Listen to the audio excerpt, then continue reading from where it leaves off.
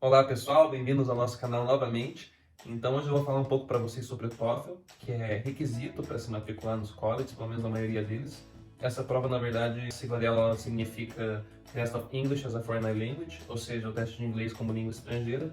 E eu vou contar para vocês como foi a minha experiência com essa prova e sobre a minha bagagem com o inglês antes de aplicar para ela.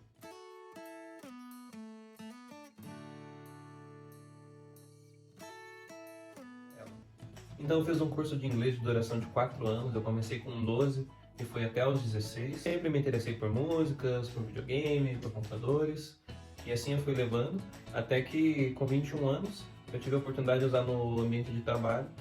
Eu tive a oportunidade de trabalhar durante 1 ano e meio na Escola Internacional de Curitiba, certo? Lá as aulas eram todas ministradas em inglês, todas as disciplinas, matemática, português, biologia, inclusive educação física, onde eu tive a oportunidade de ajudar os professores licenciados nas aulas de educação física escolar e também ministrar aulas de basquetebol em inglês. A primeira dica do dia hoje, para quem pretende fazer essa prova, é que reconheça muito bem em que nível de inglês você está, certo? Faça um nivelamento, procure um professor particular, aplique mock tests na internet, porque você precisa ter uma ideia de como é que está seu inglês para fazer essa prova. Além de ser uma prova que exige um nível avançado de inglês, você ainda vai ter que agir sob pressão, porque para todas as questões da prova, o cronômetro é regressivo.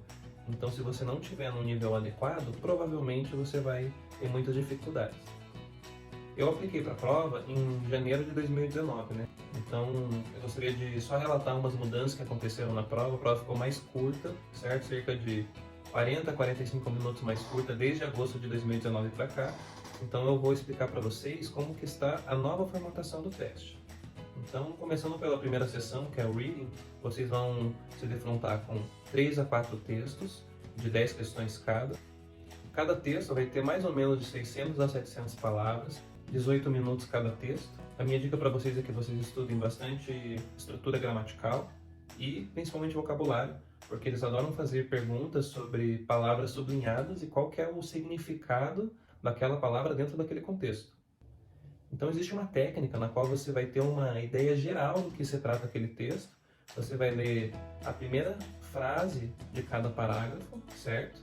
E como sugestão para a otimização do tempo de prova, vocês podem ler a primeira questão após fazer isso e procurar direto a resposta no meio do texto. Parece um pouco estranho, parece um pouco difícil o que eu estou falando, mas conforme vocês pratiquem e entendam o formato da prova, vocês vão ficar craques em sair já da questão e identificar rapidamente onde está a resposta daquela questão dentro de cada parte do texto. Então, listening, segunda sessão, certo? Vão ser 3 a 4 lectures, com 6 questões cada, e 2 a 3 conversações, com 5 questões cada. Assim como no reading, vão ter alguns padrões, algumas técnicas que vocês podem estar aplicando para otimizar o tempo e a assertividade de vocês durante o teste. Acredito que o principal no listening seja o taking notes, que é você se treinar a identificar quais são aquelas informações mais relevantes dentro daqueles áudios, né? Geralmente nome de pessoas, nome de lugares, horários, eventos, e ser muito ligeiro na hora de colocar isso no papel. E outra dica para ganhar tempo e até conseguir tomar mais notas é vocês treinarem a escrever isso sem usar as vogais, né? Então, por exemplo, se vocês querem colocar que a pessoa estava na escola, vocês vão escrever school sem os dois os. S-C-H-L, e vocês vão saber que a pessoa estava na escola. Isso ajuda a poupar bastante tempo na hora de fazer uma anotação importante.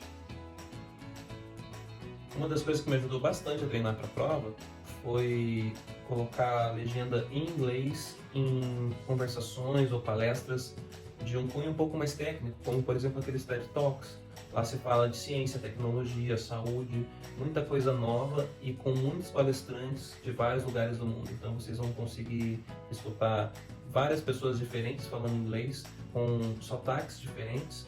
Eu percebi que, como eu estava enferrujado há algum tempo, porque já fazia alguns anos, né, que eu não praticava meu inglês diariamente, como foi na época que eu fui estagiário na Escola Internacional, e eu percebi que o que me ajudou bastante a identificar novas palavras com o ouvido foi usar a legenda em inglês com o áudio em inglês, porque muitas das palavras que eu ainda não conhecia e não tinha no meu acervo, eu fui capaz de identificá-las porque eu escutava a palavra e lia aquela palavra no mesmo tempo. Então foi ótimo para o aprendizado. Após um break de 10 minutos, vocês vão para a sessão de speaking, certo? Para mim foi a mais difícil. É um pouco complicado mesmo falar inglês sob pressão. E essa prova é composta por uma questão independent, que é uma pergunta acerca de uma experiência pessoal ou de uma opinião sua, e 3 questões integrated, que ela inclui junto ou uma lecture ou um reading passage, né? Ou seja, uma palestra, uma conversação ou um texto.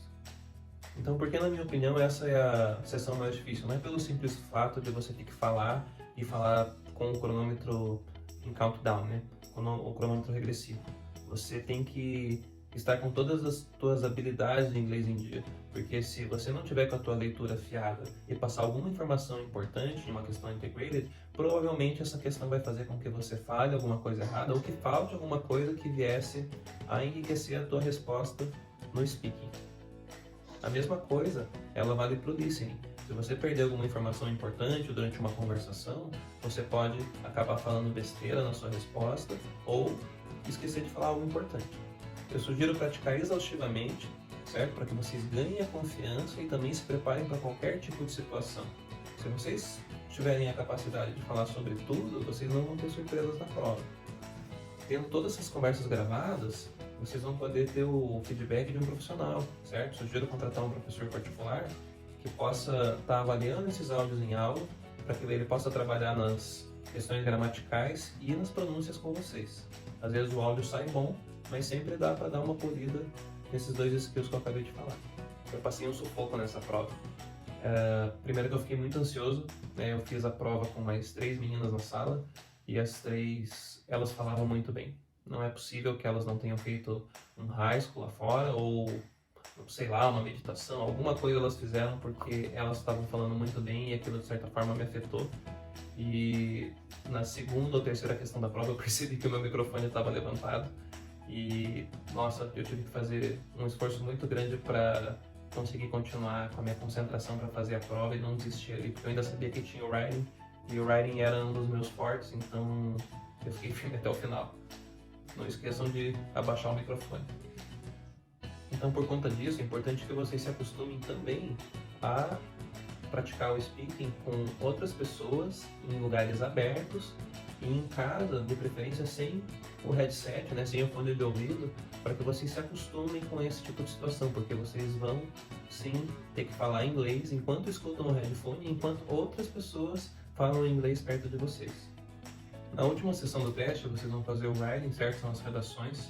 Então, na primeira, geralmente vinha independent, que daí, como já foi falado antes, vocês vão fazer algo baseado na experiência pessoal de vocês ou numa opinião.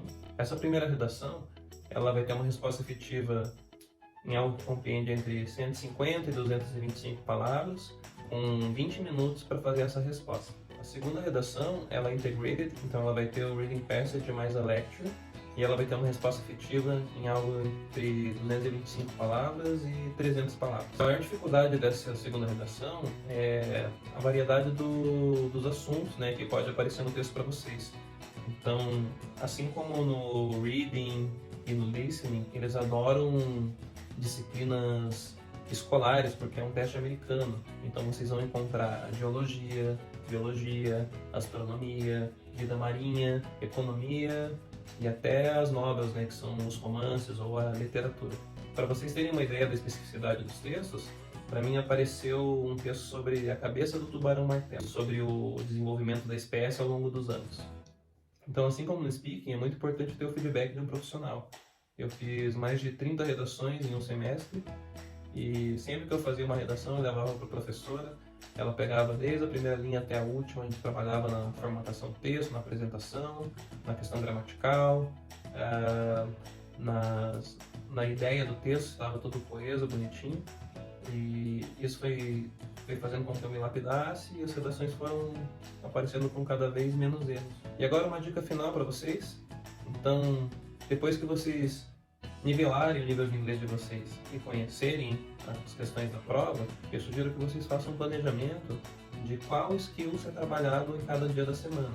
E sim, tem que estudar todo dia, porque é uma questão de imersão para a prova, imersão no inglês. Se não for assim, provavelmente vocês não vão atingir o nível desejado para vocês passarem confortavelmente. para vocês terem uma ideia, mesmo com toda essa minha bagagem anterior à prova e com tudo que eu estudei, mais 2 aulas particulares por semana, eu fui com score de 88, né, sendo que o máximo é 120, e o listening, que eu acreditava que eu estava super bem, eu passei com 20, que é a nota mínima, e foi bem na tampa. Então é bem importante que vocês possam dar 110% na prova para vocês garantirem o resultado de vocês e também garantir o investimento, porque não é uma prova barata, né? Na época eu paguei $215 americanos, então foi quase R$1.000 essa prova. Então, sugestão de planejamento semanal. Na segunda-feira vocês podem fazer o reading, na terça o listening, na quarta apenas o speaking, na quinta o writing, na sexta vocês podem trabalhar só com vocabulário e no sábado talvez apenas séries ou TED Talks, vocês fazem algo mais divertido até para ficar descontraído. Legal, no domingo descanso, apesar de eu ter comentado sobre a imersão, vocês também têm outras coisas para cuidarem, né? Se vocês estão realmente de cabeça nessa história de Plano Canadá. Então, entre o TOEFL IBT, que é um Internet-Based Test, né, que você faz online, e o IELTS, eu acabei escolhendo pelo TOEFL porque eu já tinha um conhecimento maior sobre a prova e também porque o IELTS é uma prova britânica, né? Então, pela minha experiência com a escola internacional lá, eu já tinha uma vivência maior com o inglês americano. Então, galera que nos acompanhou, satisfação total em compartilhar com vocês a minha experiência. Se vocês tiverem qualquer dúvida, por favor, deixem um comentário ou uma pergunta aqui embaixo nos comentários ou em cima no direct do Brutos do Canadá.